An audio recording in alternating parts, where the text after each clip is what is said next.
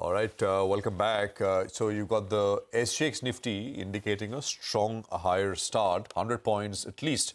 And you've got 2 minutes to go for the pre-open to validate some of this optimism that we are seeing. Sudarshan and Mitesh, of course, are with us, and we'll go across to them in just a bit. Anuj has hopped across to the studios as well. Anuj, what are you watching on for? Well, obviously, SBI, Prashant, right? Perhaps it propels the bank Nifty to new high. There's also traction in Reliance, so Nifty is also eyeing new highs over the last few days. The dollar index has retreated. FIs are buying. Big moves happening, I guess. And globally as well, the only worry point for me is what's happening to Brent crude, because that perhaps is the only irritant right now if that crosses 100. On the Nifty, I think the base has now moved up to 18,063. And if you are a trader who took positions on Friday, that becomes your stop loss. And 18,237, going by the options base, is the first resistance. That's where it's prudent to take some money. Again, if you entered on Friday, and if you're a positional trader, then 18,288 is the next level to watch out for. Reliance is showing massive strength. Reliance plus Bank Nifty is actually quite a potent combination for the market. Of course, there's market holiday tomorrow, so we'll keep an eye on the 3 p.m. move. The index to watch today actually would be the financial Nifty. I mean, talking about the Bank Nifty, because that's the weekly expiry today. Tomorrow being market holiday, it happens on Tuesday, so it becomes today. So that's why it's important to see how SBI leads Bank Nifty. The first resistance is at 41,650. My sense is we open somewhere around that on the Bank Nifty, and above 41,650, the next resistance, of course, is at that all-time high of 41,840 or thereabout. Okay, I was tracking how many times Anuj says market holiday, right? He said it twice in it. It just relaxes you, just talking about the fact that there's a holiday tomorrow. All right, Anuj, thanks a lot for that. Have a great one. In fact, we were talking about how the Bank Nifty could lead the way forward. Sudarshan Sukhani is still with us, and so is Mitesh, to give us some ideas. Sudarshan, what's on your list in terms of individual stocks, and what do you do with names like SBI and Bank of Baroda that could clearly perhaps top the charts today?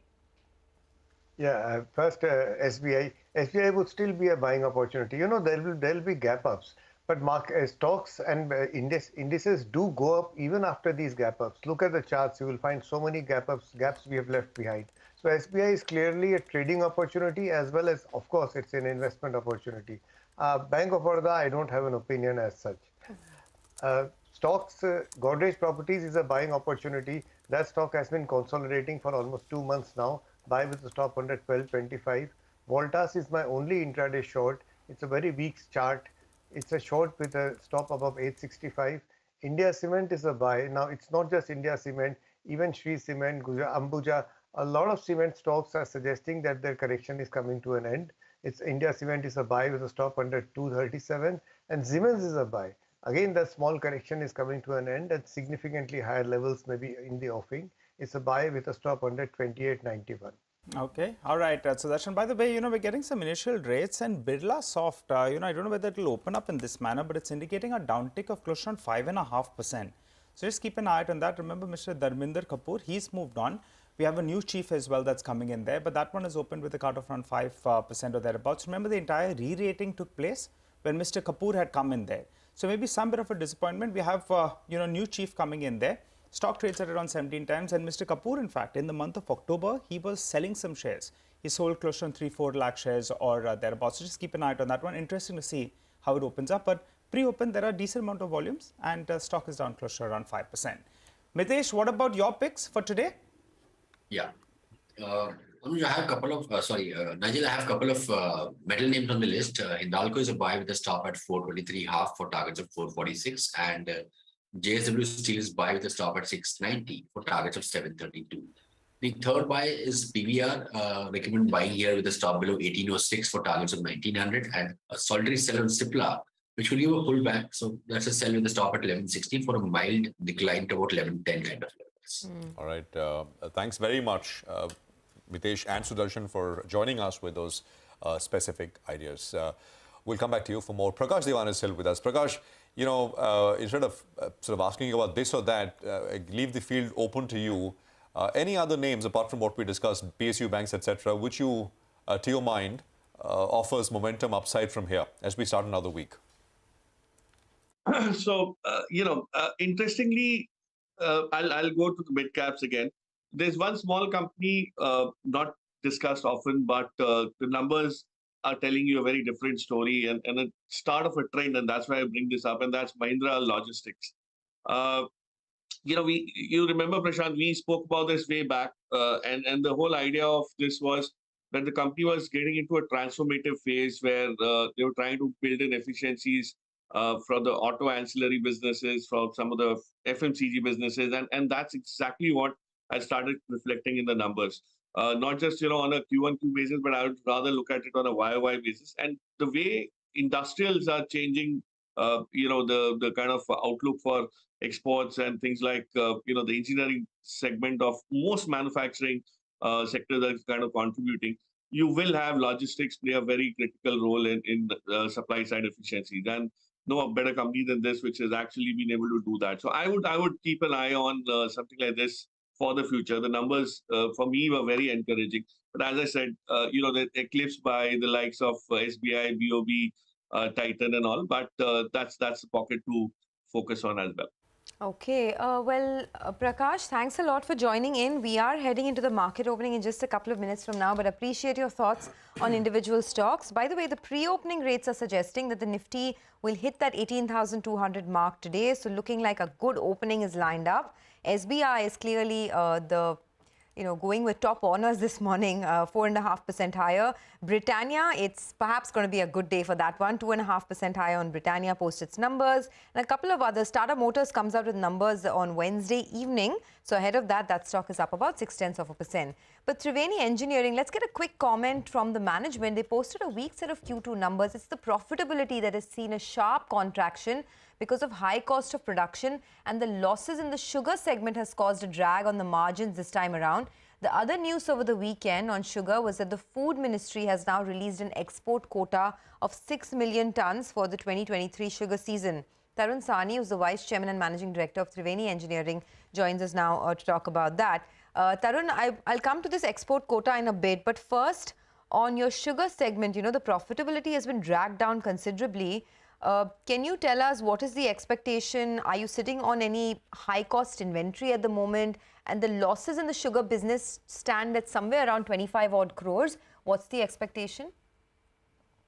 Well, in the quarter under review, when we compare it to the previous quarter, the real difference is that in the previous corresponding quarter, we had some profitability that came from exports. And in this particular quarter two, we had no export revenue at that particular point. In addition, we sold some fairly expensive sugar that had been produced at a slightly higher cost of production, which resulted in some losses for the sugar segment. However, the business as a whole, of course, did rather well, with the ethanol segment and the engineering segments contributing profitably towards the results.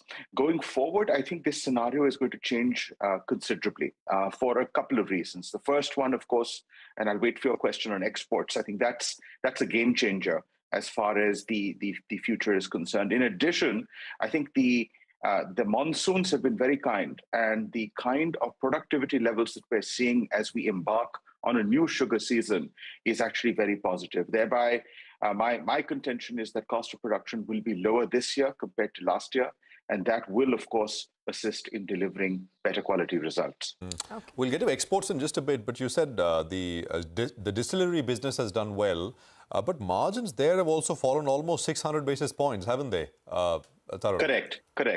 Correct. It's done well from two perspectives. Number one, in terms of new capacity coming online. So the speed at which we have been able to touch 100% production across our 4 plants, that's actually been very encouraging.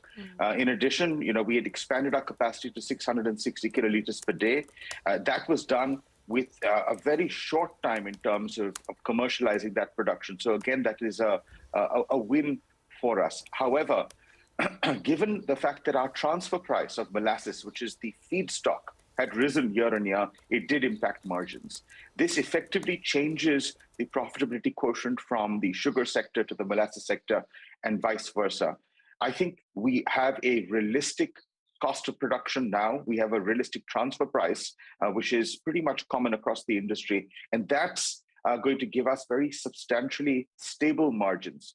I would like to point out that in previous years, because we had lower molasses prices, we had supernormal profitability in the distillery segment. And now, as we have fairly rationalized transfer prices, we're going to have very positive and still extremely good levels of profitability within the Triveni's business segment, Triveni's distillery segment.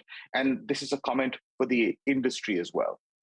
Okay, all right. Hi, Tarun. Morning. The distillery business ramping up from the 660 KLPD is going to be the big trigger, and you're going to be nearly doubling it. So give us a sense about the timelines of this doubling. And, this will be the re-rating event, actually. What is the targeted contribution coming in from this segment? Sugar is going to be volatile, but this is where the street is betting on.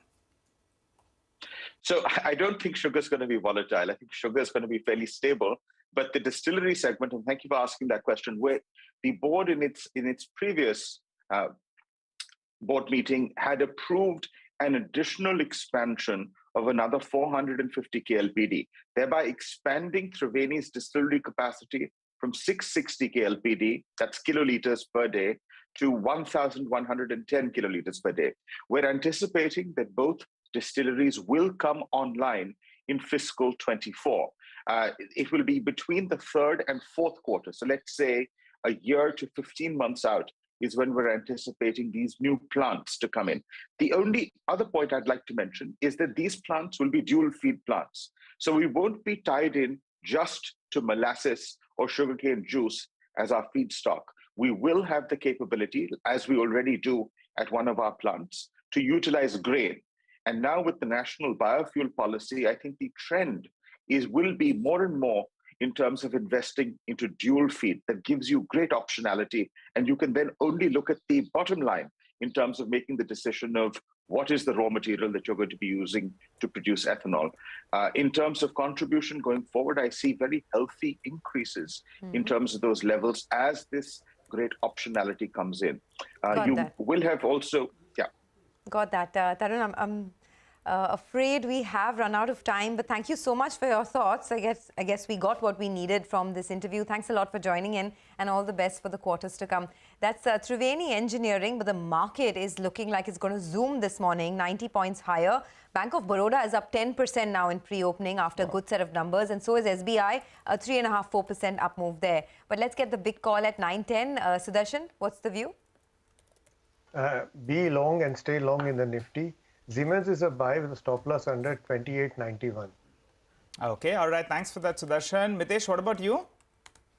Yeah, I would go with the buy on JSW Steel with a stop at 690 for targets of 732. Okay, undoubtedly the headline of the day is SBI's strong numbers. So Abhishek is here to tell us about what brokerages have made both on SBI as well as Bank of Baroda. Abhishek, over to you. Well, Sonia, for SBI, brokerages are saying that there is strong show on all counts that SBI has given, and there is more to come in the coming quarters as well. So they expect further margin improvement, and brokerages have raised earning estimate for FY23 alone anywhere between 6% to 18%. So they expect SBI to deliver a 15% ROE over FY23 to 25. Best quarter in this cycle is one of the brokerages that have said an ROA can sustain above 1% even in H2 FY23. So the target price has been increased for SBI by brokerages to about anywhere between 680 to 805 now versus earlier target price of anywhere between 595 to 675. One of the brokerages, that is Nuvama, has actually upgraded their recommendation to buy from hold. Coming on to Bank of Baroda, brokerages say that, it's a beat which was broad-based for the bank. They have raised earning estimate anywhere between 6% to 10% for FY23 to 25. A strong quarter with improving profitability trend is what brokerages are making of the number. And credit cost guidance by the management has been lowered by 25 basis points, now stands at 1% to 1.25%. So they expect re-rating of the bank to continue. The target price has been increased to 170 to 200 from the earlier target price of 140 to 180, and across brokerages they remain bullish on Bank of Baroda. Okay, thanks a lot for that. That's clearly the stock of the moment. But on the downside, watch out for Escorts. The company reported its numbers on Friday, but there were a lot of brokerages that downgraded earnings estimates. Very weak quarter this time around. EBITDA down 33%. Margins have fallen over 500 basis points year on year. There's a one-time loss that Escorts reported because of an impairment of an investment in one of their JVs, and the material costs have gone up. Now, a lot of brokerages have downgraded the stock. CLSA maintains a sell but they have cut their target price to 1561 from 1612 earlier. And JP Morgan as well has downgraded, stating that there is continued market share losses for escorts, which is a big concern. More on that with the management in a bit. But in the meantime, we're also tracking SRF this morning. Sonal is here with the latest. Sonal. Thanks a lot for that. Well, SRF in focus on the back of conference call details and also some brokerage notes that have come in. In the conference call, the management said that export realization in a major chunk of their product, that is refrigerant gases, has fallen from the peak by around 15%. But US pricing in this particular segment should remain strong going forward. They expect second half of FY23 to be very strong for refrigerant gas versus the first half. But packaging segment, which did not do well at all this time around, they expect weakness to continue with this particular segment. But in FY24, they can expect some relief if energy prices in Europe also come down. Overall, capex guidance from the company has also been cut down marginally to 3,000 crore rupees versus 3,100 to 3,200 crore rupees earlier. On the back of this, Jefferies has lowered their target price to 2,200 from 2,290. They expect margins to remain compressed due to energy prices and also because of normalization in refrigerant gas prices. MOSL has decreased their FY23, FY24 earnings by 5 and 1%. They maintain their neutral rating. Kotak Institutional Equities has cut FY23, FY25 EPS by 4 to 6% on the back of margin miss. So some reaction could be seen on the stock today. Okay, thanks a lot for that. We're just heading into the market opening in about 10 seconds from now. So brace yourselves for a positive opening this morning. A cracker opening actually. The Nifty indicating a start about 100 points higher. That's the first tick, 97 points higher on the Nifty. Very strong opening, 100 points now up on the index. The Sensex is up 337 points. But do take a look at what's happening with the Bank Nifty. Straight off the back, it's a 1% up move on the Bank Nifty. Remember, the record high for the Bank Nifty is 41,840. We're about 300 points away from that. And charging ahead this morning is SBI, 3.5% higher. But look at Britannia, 7% higher on Britannia now. Volumes are also picking up. It's clearly the stock of the moment. So Britannia and SBI are charging ahead post their numbers. You have auto stocks that are gaining quite a bit of ground. Tata Motors and M&M come out with earnings this week. Ahead of that, both those stocks are up anywhere between 1 to 1.5%. Then Eicher Motors is also looking pretty good. In fact, a lot of Tata Group stocks, not just Tata Motors, you have Tech Mahindra, Tata Steel, Tata Consumer Products, all trending in the green line this morning and supporting the index. Now the Nifty is picking up more pace, so 133 points in the green for the Nifty. What's in the red then? Not too much. Titan is just about consolidating around these 2760 levels. Dr. Reddy's Hindalco a tad bit soft. Adani Enterprises absolutely flat. But otherwise, it is a raging market right now. Not too far away from 52-week highs. And the Bank Nifty now up over 500 points. Well, that's right. Just take a look at the PSU banks, Sonia, who are reacting. Bank of Baroda, big move out there. Canara Bank, good rub-off being seen on that one as well. We just joined by the management of Triveni Engineering. Well, that one as well has opened up with a gain of close on 5%. So clearly the street is reading that set of numbers pretty positively. Cummins, we'll have con call details that will come out later today. But for the time being, the stock has opened up with a gain of close to around 2%. On the flip side, you have Marico. Well, the numbers were muted. Mangalam told us that. I'm looking at a Jefferies note. They're saying that they need to see volume growth from here on to give some direction to the share price. That one's opened up on the back foot, down close to around 3%. Escorts, numbers weak, margins weak, losing out on market share. Stock has opened up with a cut of around 1%.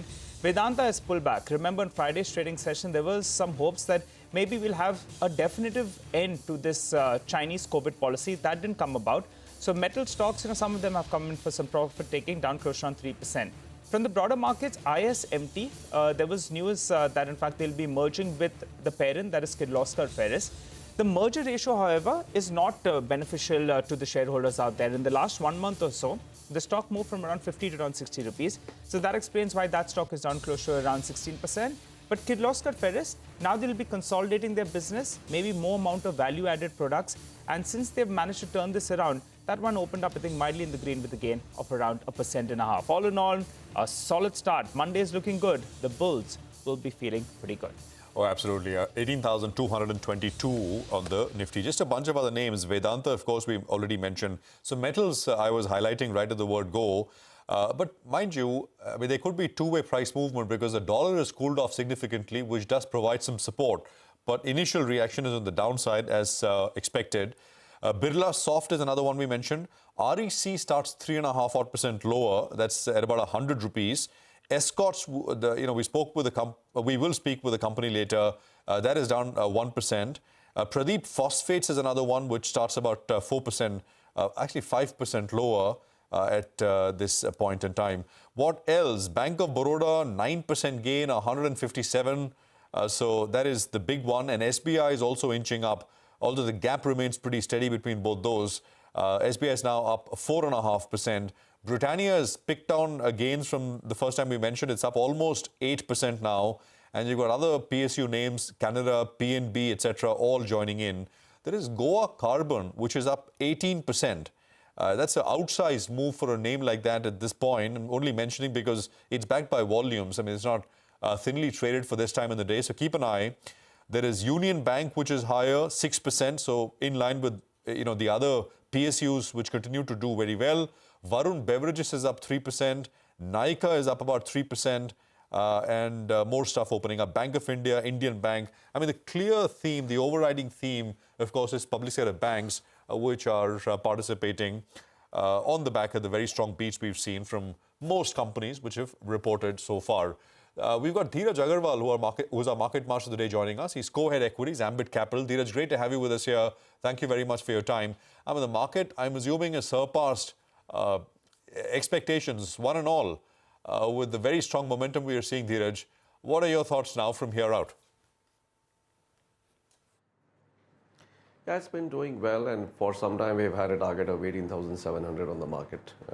Although that target was for September 20, September 23, looks like it'll come much faster.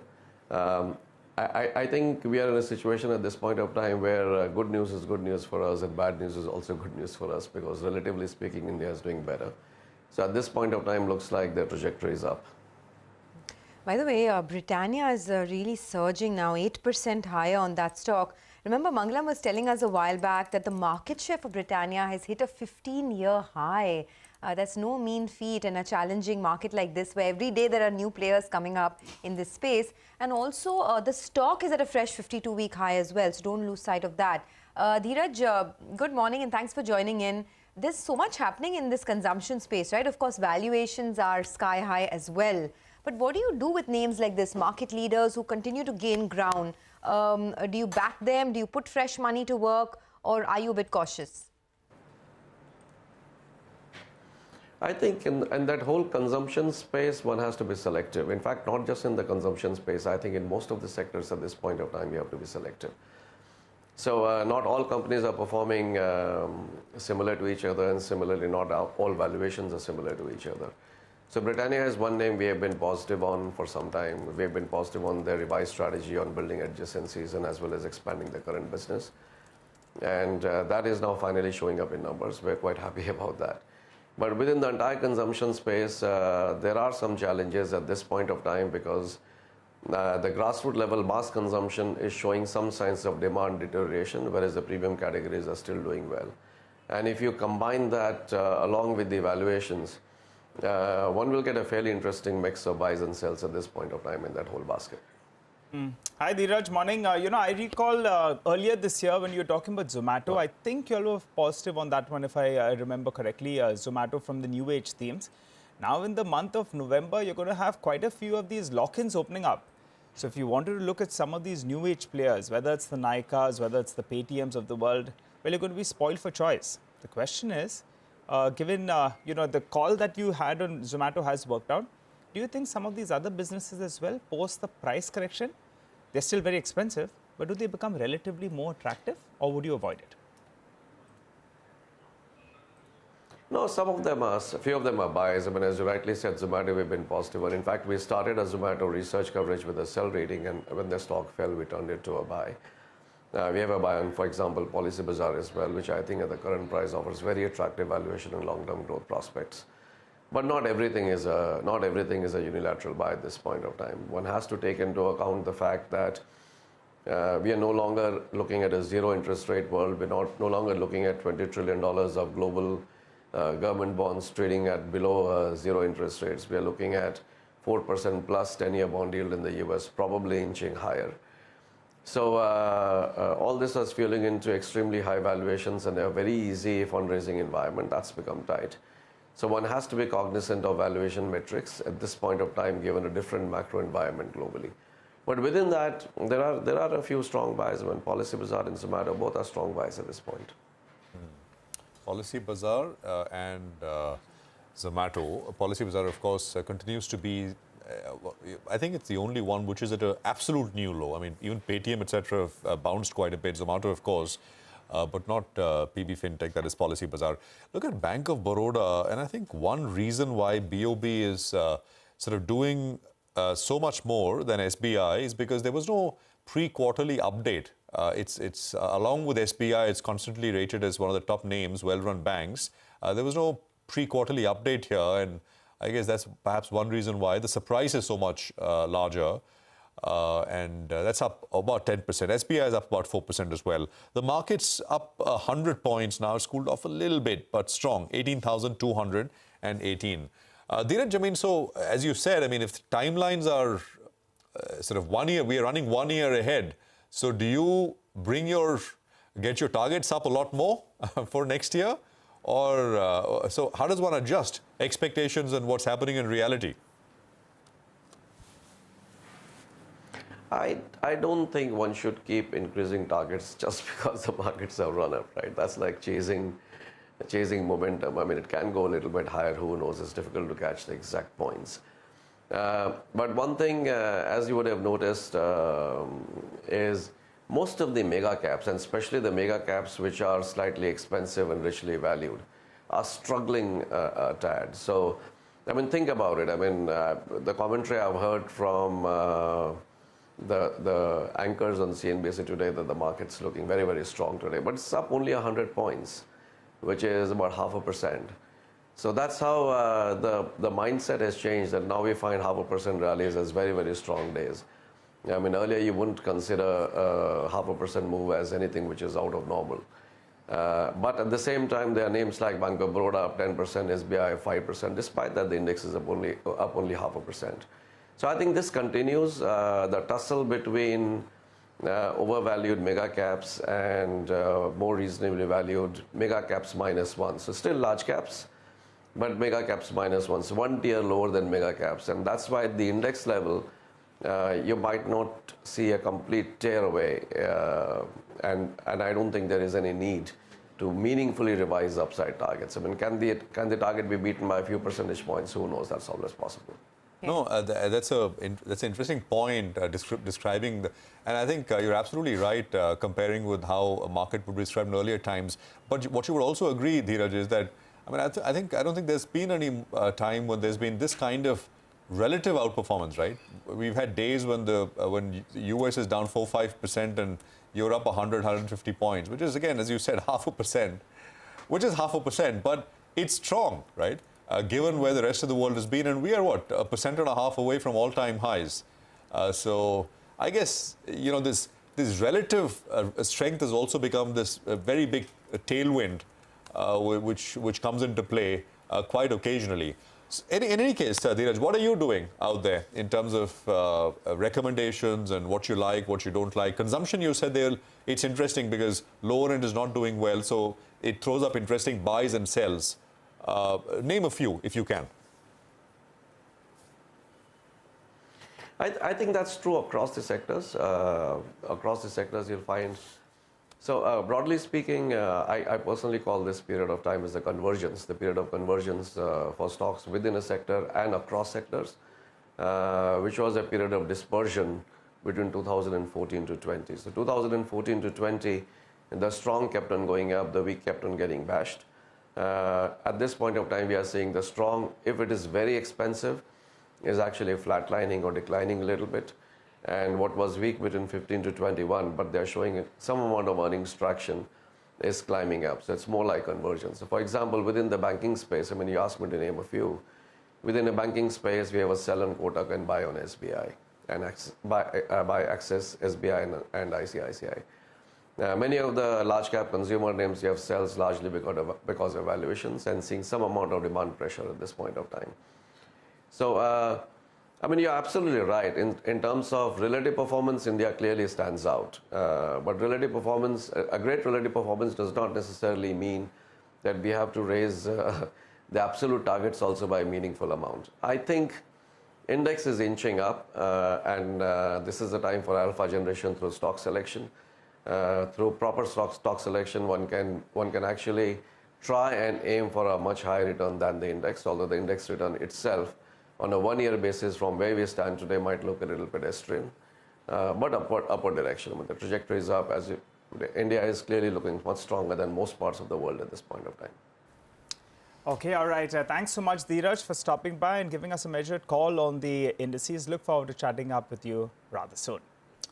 Well, for the time being, let's get to another management, Redington. They posted a very, very good set of numbers in the second quarter. The revenue was up close to around 24%. That was driven by the mobility segment. The EBITDA margin as well has held steady at around 2.8%, but the management has said that tech demand related to work from home has been coming down, and that the cost of capital, well, that's gone up, obviously. To discuss this and more, we're joined by Mr. Rajiv Srivastava, the MD of the company. Hi, Mr. Srivastava. Morning. Thanks so much for joining in. Well, something that's impressed clearly in the last few quarters has been holding on to these margins. I recall that in FY19, margins were around 2%, which has moved to around 2.8% odd. Do you believe you can do even better from here on? And also, I wanted a brief number on what percentage of your revenues comes in from consumers and how much of it comes in from enterprises. Go ahead, sir. Okay. I think it's a great question on how the margins are holding up. Our margins have been very stable over the last couple of quarters. And you would know margins are a function of a few factors. While the gross margins are holding up, obviously there is pressure on inventory, there is pressure on cost of capital as we speak right now. Interest costs have been trending upwards in most countries, most geographies we are operating in. But we are balancing these through a better business mix, through a better portfolio of products, and a conscious shift towards services, which though small at the moment, they are an important component of our go-forward strategy. So I think net-net, we expect the margins to stay similar this quarter too, and as we go forward, I think the global financial situation we will calibrate against that as we go forward. To your question on the on how much of our revenue comes from consumer versus other segments, we have a volume play, which is the work from home and learn from home, and then the volume devices, which are the PCs, notebooks, which also get into the SMBs, mid-markets, and the corporates. That segment of our business contributes 24% to the company's overall revenue. And our value segment is 15% growth right now, and cloud is about 67% growth right now. So I think if you combine cloud and value, we have a very, very significant portion. So the volume business growing 24% contribution to the company at about a third, and the value segment growing much faster than that, about 30-35% contribution to the company, a third. And our mobility is also about 36% overall contribution to the company. So I think all in all, I think we are sort of well represented and well hedged against through all the various segments that we operate in. Good morning. So you don't have any pressure that's creeping in right now. There's a good growth, but you are exposed to a lot of regions where there are some challenges underway, right? Whether it's Middle East, Africa, Turkey, South Asia, across the board. Are you seeing any signs of caution?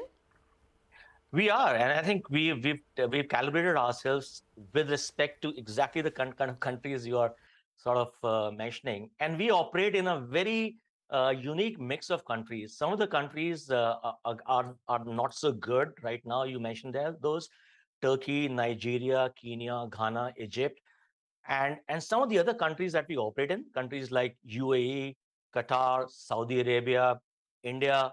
All of those are extremely good. So net, I think the demand equation is balancing out for us in these between these two geographies. The financial equation is also balancing out between two geographies.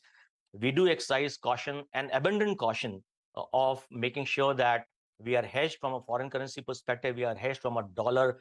We can we can expatriate dollars from countries that are really going through a financial crisis right now, like Nigeria, for instance, and like Egypt as well. So we hedge those with the portfolio of really strong countries like UAE, Qatar, and India, and Saudi right now, and that is helping us to stay strong right now. So we see a very strong demand equation, which is balancing out. But some of the countries which are growing, they are growing much faster than we had anticipated earlier. Rajiv, the net cash at the company is compared to what it was at the end of the second quarter last year has dropped quite a bit. Could the company get back into net debt? I mean, I think working capital days, etc., have also gone back. Could you go back into net debt from being a net cash company? I think we expect our account receivables and our account payables to balance out in the short run. You're right, our working capital has gone up from the COVID times. We are seeing two things pay out. I mean, like I said, account receivables, account payables balancing out, and there is a pressure of slight increase in inventory buildup. Our guidance to the street last quarter was that the working capital will settle between 27 and 35 days, which is higher than the pandemic times when you were stuck by COVID, but it is much lower than the pre-pandemic times, pre-COVID times. And I'm happy that our working capital in Q2 came right at the lower end of the guidance at 27 days. So working capital will go up. This is a capital-intensive industry, but we have a good way of trying to make sure that it balances out with the demand that we are seeing in the markets, and we are always gravitating towards better products, better mix of business, like I said earlier, and we'll continue to do that. So we do expect working capital to settle between 27 to 35 days, which is much lower than, like I said, than the pre-COVID time. Okay, working capital 27 to 35 days and margins maintained at these levels. We've got a couple of numbers out of you. Mr.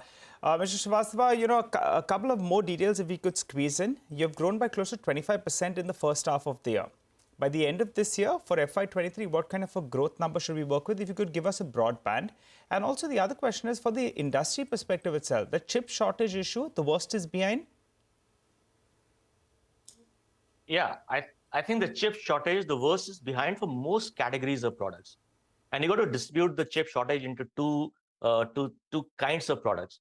In the PCs, servers, storage, and notebook devices, the chip shortage is behind us. We are getting adequate supplies. The linearity of supplies has been extremely, extremely healthy.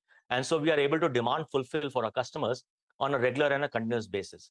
The chip shortage, however, continues in the networking part of the equipment. And that's something which has been going on for a while. I expect that to continue for at least another 2 quarters. So hopefully when we get down to the early part of next year, I think the chip shortage will be completely out of our lives for pretty much every kind of equipment that we do. Now, what the networking chip shortage does is, if you have a project which is comprised of all kinds of equipment, which is network, storage, software, hardware, and servers as well, then you have a delay in execution of projects of that nature. So I think that's something which is playing out.